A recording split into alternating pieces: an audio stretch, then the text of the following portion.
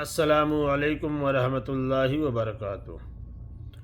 آج کے اس ویڈیو میں ہم بات کریں گے قرض کی ادائیگی اور رزق میں برکت کے حوالے سے، کیونکہ ہر کوئی پریشان ہے، رزق میں برکت نہیں ہے، قرض میں ڈوبا ہوا ہے، قرض کی ادائیگی کے لیے کوئی اسباب نظر نہیں آ رہا ہے، بہت ادھر ادھر ہاتھ پیر مارنے کے بعد بھی کوئی نتیجہ نہیں نکل رہا ہے، انسان پریشان ہے، ڈپریشن میں ہے، ذلیل و خوار ہو رہا ہے۔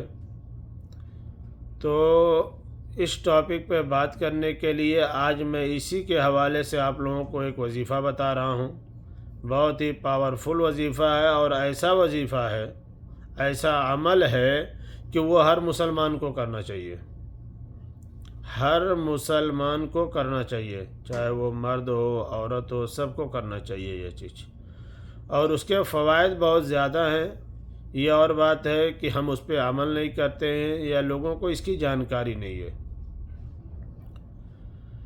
تو آج کا وظیفہ یہ ہے کہ رب کی بارگاہ میں استغفار کرنا۔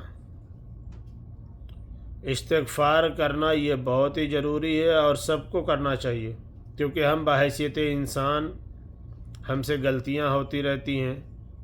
تو رب کی ذات ایسی ہے کہ جو ہمیں معاف بھی رب کرنے والا ہے، ہمارے گناہوں کو بخشنے والا رب ہے، اور جب رب کی بارگاہ میں ہم استغفار کریں گے تو اللہ تعالیٰ اس کی وجہ سے ہمارے رزق میں برکت بھی ڈالے گا، ہماری پریشانیوں کو دور کرے گا۔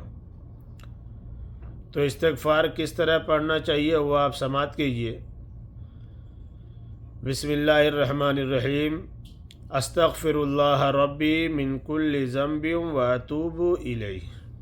یہ استغفار ہے، یہ سب کو پڑھنا چاہیے۔ جو پریشان ہے، جس کے جو قرض میں ڈوبا ہے وہ بھی پڑھے، جس کے رزق میں برکت نہیں ہے وہ بھی پڑھے، جو بیماری میں مبتلا ہے وہ بھی پڑھے، جو پریشانیوں میں گھرا ہے وہ بھی پڑھے۔ کسی دنیا دار کے چوکھٹ پہ جانے سے بہتر ہے کہ آپ اپنی رب کی بارگاہ میں استغفار کریں، جو ابھی میں پڑھ کے آپ کو بتایا ہوں۔ صبح شام 24 گھنٹے میں جتنا زیادہ سے زیادہ آپ پڑھ سکتے ہیں آپ پڑھتے رہیے، عقیدے کے ساتھ پڑھیے، انشاءاللہ تعالی اللہ تعالیٰ آپ کو اس کا بے پناہ برکت آپ کو عطا فرمائے گا۔ انشاءاللہ پریشانیاں دور ہوتی ہوئی نظر آئیں گی، قرض کی ادائیگی آپ کی ہوتی ہوئی نظر آئے گی، رزق میں بے پناہ برکت آپ دیکھیں گے۔ تو استغفار کیجئے، سب کو کرنا چاہیے، لوگوں تک اس ویڈیو کو پہنچائیے۔ پھر انشاءاللہ تعالی ملتے ہیں کسی دوسری ویڈیو میں۔ السلام علیکم۔